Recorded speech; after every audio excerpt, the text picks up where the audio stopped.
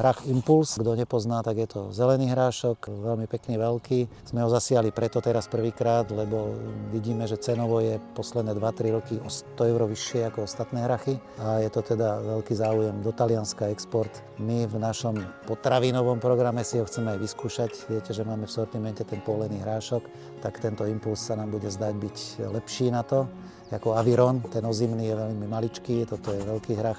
Bolo to siaté na jar v marci, bola predplodina jarný jačmeň minulý rok. Bol siatý do takej húštiny kukuričnej, jak sme videli na začiatku tú pšenicu.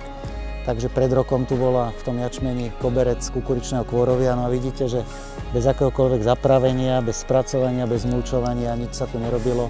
Tu nebol použitý za minulý rok na jeseň žiadny glyfosát. Na jeseň v tom jesennom období jazdil dvakrát kelibránami, čiže udržal to pomerne čisté. Kôrovie nebolo zapravené, ani slama nebola zapravená, to všetko vždy zostáva na vrchu. Takže vidíte, jak vyzerá rok a pol po zbere kukurice, keď tu medzi tým bola obilovina, čiže jačmeň a teraz je tu hrach.